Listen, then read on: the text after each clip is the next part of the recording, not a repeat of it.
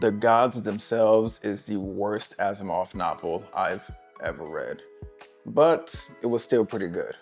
Out of about 14 of his novels that I've been through, this is definitely the most disappointing one, and yet it still managed to sweep the Hugo, the Nebula, and the Locus awards. I guess Asimov is just that good. Welcome back to the Lit Lounge. Let's get into lit.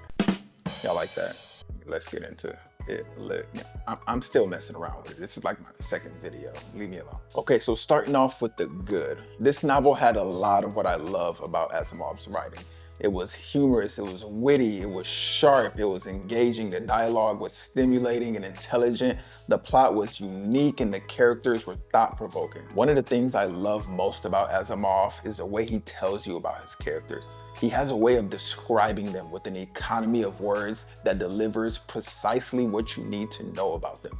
I love when authors can say a lot without actually saying a lot. And Asimov is a master of this. His metaphors, analogies, and similes always do it for me. And the witty banter and the verbal jousting between his characters, Asimov is like if Oscar Wilde and Mark Twain had a baby together and the baby grew up to be a sci-fi writer. That description was not as wild as it sounds because Oscar was indeed gay. Mark Twain, to the best of my knowledge, wasn't.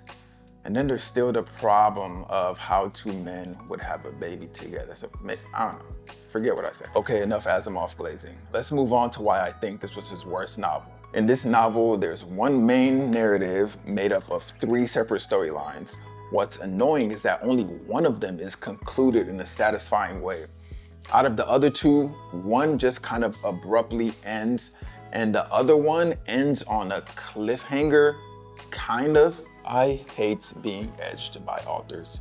Giving me literary blue balls will always make you lose points with me. Finish what you started. Sure, I have a few kinks, but being teased like this is not one of them. Had this been the first book in a series, I'd be cool because I'd be thinking that maybe things would be tied up in the following novels. But this is a standalone novel, and for that, I gotta take a few points off. I don't find this next section to be a spoiler at all. Without the proper context, you really wouldn't know how this fits into the story at all. But just for the sake of being considerate, this is your spoiler alert. I tend to give a fair bit of wiggle room when it comes to sci-fi. I expect a strong scientific base, and I also expect the writers to let their imaginations run free. But I expect them to stay reasonably within the realms of what is theoretically possible. Not even plausible, just possible. I think that's fair. Otherwise, it's just fiction or fantasy, if you will. In this novel, it is suggested that La Luna, the moon, could leave the Earth's orbit and float away into space with no major detriment to either the moon or the Earth. Now, I'm no scientist or astrologist. I couldn't even tell you what 7 times 7 is off the top of my head. But I do know enough to know that should the Earth lose the moon, humanity would be f***ed. Had I been reading Star Wars, I could probably have let this slide because Star Wars isn't really sci-fi. It's more of a space fantasy.